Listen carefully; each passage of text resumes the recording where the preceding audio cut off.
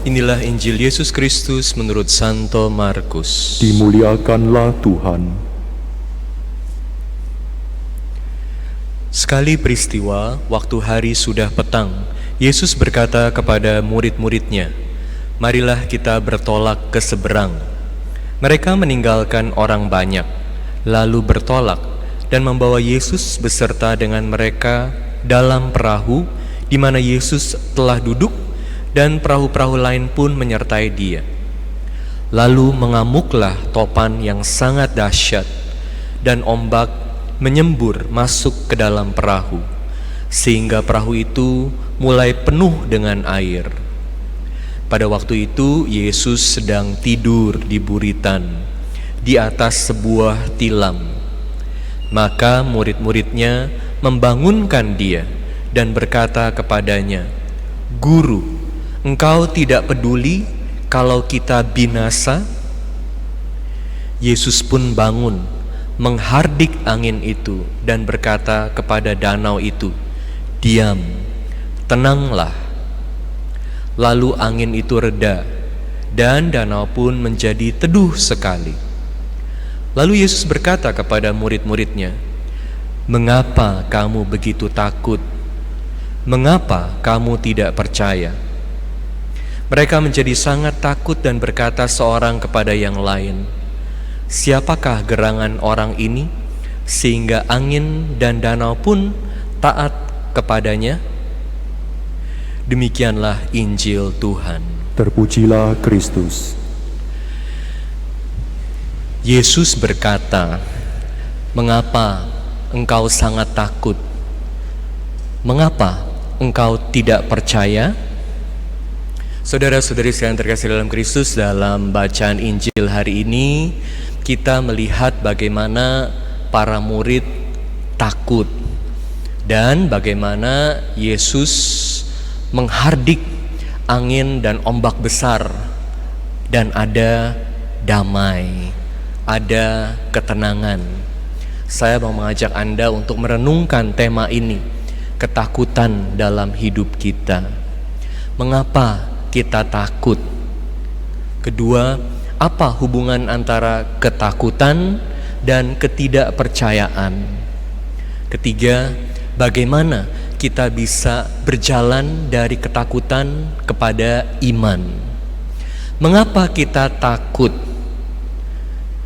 Seperti para murid dalam Injil hari ini, mereka katakan pada Yesus, "Apakah engkau tidak peduli kalau kita binasa?"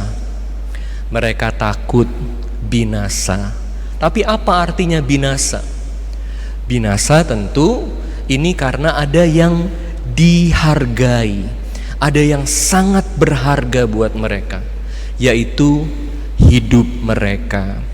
Binasa berarti kehilangan hidup. Kita jadi mengalami rasa takut karena ada hal-hal yang sangat berharga dalam hidup kita yang selalu kita mau lindungi, tapi karena ada ancaman, hal-hal berharga ini terancam untuk hilang. Saat ini tentu kita juga takut, khawatir karena COVID-19 ini angkanya naik lagi di seluruh Indonesia. Ada ancaman. Apa yang terancam? Dan ini udah 1 tahun lebih ya. Apa sih yang terancam? Kenapa kita jadi takut? Banyak hal yang berharga dalam hidup kita yang bisa hilang. Hidup yang pasti. Tentu kita semua mau supaya ada kepastian dalam hidup kita. Tapi karena ada ancaman COVID, kepastian ini bisa hilang. Hidup jadi serba tidak menentu. Kita juga takut bagaimana dengan masa depan dari orang-orang yang kita cintai, masa depan anak-anak kita, masa depan keluarga kita. Padahal ini sangat berharga dan kita selalu lindungi. Makanya kita nabung, kita buka usaha. Nggak apa-apa capek-capek sekarang, tapi demi masa depan. Tapi karena ada COVID-19, ini terancam. Kita jadi takut. Lalu tentu bahaya yang paling menantang adalah nyawa kita, hidup kita. Dengan COVID-19 banyak yang sakit, bahkan sekarang menurut berita yang muda-muda juga ada yang kena dan parah sekali. Jadi semakin takut. Ada banyak hal yang sangat berharga yang terancam hilang, kita jadi takut. Jadi perasaan takut ini adalah kombinasi antara apa yang berharga dan yang mengancam. Ada ancaman, ombak besar, angin yang hebat. Ini adalah ancaman yang bisa menghilangkan, merenggut apa yang berharga, nyawa, hidup dari para murid. Mereka takut binasa. Ini yang menyebabkan mereka takut. Udah jelas sebab ketakutannya, angin besar, ombak besar. Tapi kenapa Yesus bilang, apa kamu tidak percaya? Apa hubungannya antara ketakutan, ancaman, dan ketidakpercayaan? Kita lihat, ancaman adalah berbagai hal yang eksternal, dari luar. Ketidakpercayaan adalah soal internal, hati kita. Jadi, kalau di luar ada badai, ada banyak tantangan, ada banyak ancaman, dalam hati kita juga bisa ada badai. Apakah badai yang di luar sama yang di dalam itu selalu berhubungan? Apakah badai dalam hati kita selalu tergantung dari badai yang terjadi pada kita yang di luar? Tidak selalu. Karena apa? Karena ada banyak orang yang mengalami badai dalam hidup, tapi karena hatinya tenang, dia bisa menghadapi berbagai badai dari luar ini, ancaman ini dengan baik. Yang lebih berbahaya adalah badai dalam hati kita, karena tidak tenang, tidak ada kepercayaan, selalu was-was. Jadi kita perlu lihat dalam hati kita ada ketenangan atau tidak, atau dipenuhi dengan badai. Semakin hati kita badainya besar, semakin situasinya akan makin jelek. Karena apa? Karena kalau badai dalam hati kita ini besar, kita nggak bisa lihat situasi secara keseluruhan. Ada hal-hal yang terbengkalai, bahkan kita jadi beku karena kita pikir kita nggak bisa buat apa-apa, dan pada akhirnya putus asa. Kalau kita dikuasai oleh badai dalam hati kita, situasinya akan berubah dari jelek menjadi lebih jelek.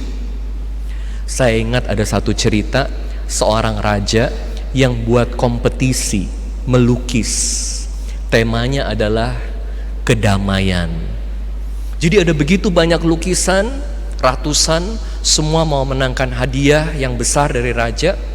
Pada akhirnya ada 2 lukisan yang raja pilih, dan dia harus tentukan mana yang menang.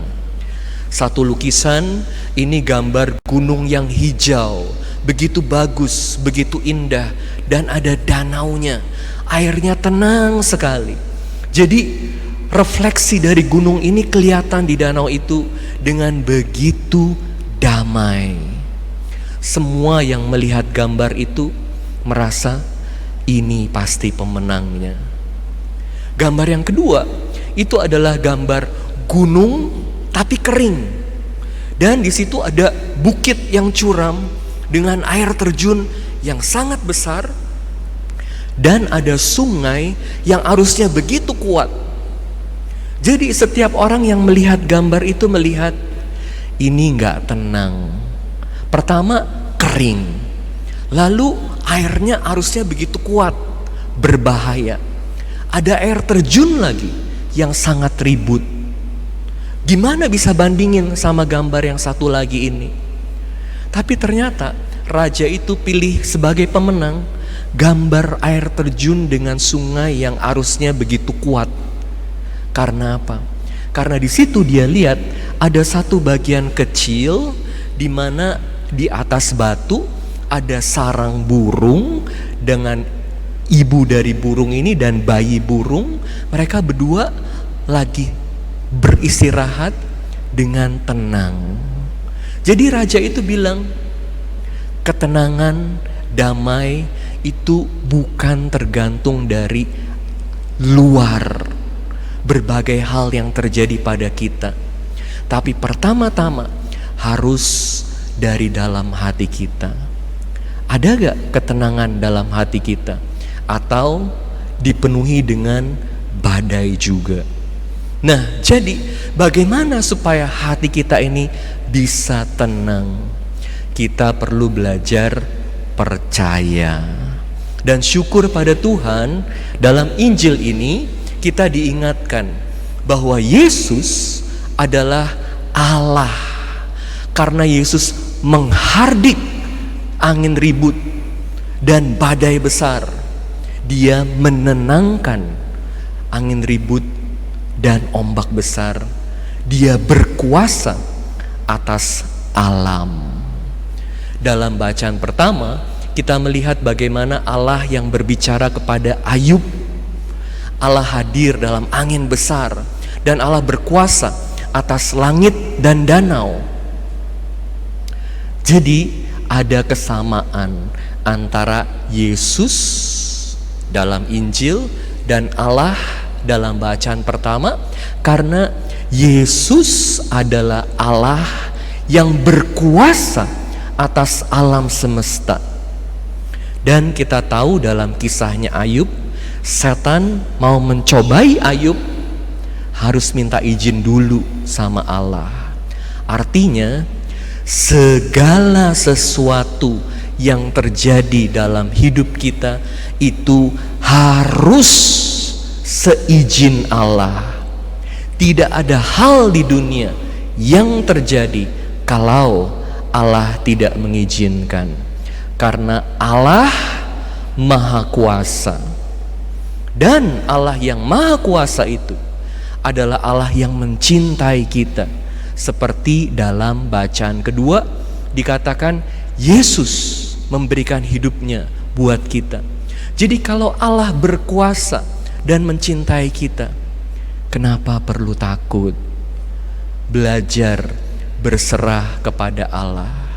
Bahkan kalau kita setia kepada Allah, momen-momen badai dalam hidup kita juga menjadi kesempatan di mana kita bisa mengalami kuasa Yesus dan kasih Yesus, bahwa Dia adalah Allah yang hidup, peduli dan berkuasa atas hidup kita.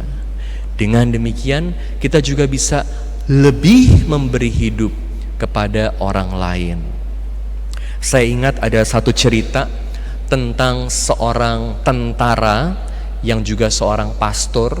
Jadi dia Romo yang menjadi kapelan untuk para tentara yang berperang di Vietnam. Romo ini orang Amerika, lahir di New York. Dia masih sangat muda, umurnya 30-an, tapi dia ditugasin untuk mendampingi para tentara yang pergi perang di Vietnam. Dan tentu yang namanya perang selalu menakutkan. Ini adalah badai yang besar. Dan yang namanya perang pasti ada kemungkinan untuk mati di medan perang. Jadi Romo ini ambil kesempatan untuk mendampingi para tentara ini yang tentu seringkali juga dipenuhi dengan ketakutan, ketidakpastian. Jadi Romo ini begitu menemani para tentara ini hari demi hari, dihibur, didoain. Satu malam para tentara ini dibilangin sama atasannya, besok kamu harus pergi ke tempat itu, dan mereka tahu tempat itu sangat bahaya. Mereka juga takut. Malam itu Romo ini namanya Romo Vincent Capodanno. Bisa lihat nanti di internet ya. Ada filmnya, ada kisah-kisahnya. Vincent Capodanno, dia orang Amerika keturunan Itali. Lahir di New York. Nah, waktu itu dia masih muda. Malam itu dia dikasih kabar, kamu mesti temenin tentara-tentara ini untuk pergi ke daerah itu. Jadi tentaranya udah pada gelisah, tapi malam itu dia beri kekuatan satu-satu, dia doain satu-satu, dia dengerin pengakuan dosanya, dia persiapkan supaya jangan takut. Apa yang terjadi? Waktu mereka udah sampai ke tempat yang mereka tuju, ternyata pasukan lawannya dari Korea Utara itu banyak sekali gak seimbang. Jadi banyak sekali tentara Amerika ini yang terluka. Dan Father Vincent secara luar biasa, dia bukan dipenuhi oleh ketakutan, tapi dia dipenuhi oleh kepercayaan pada Tuhan. Dia deketin satu-satu.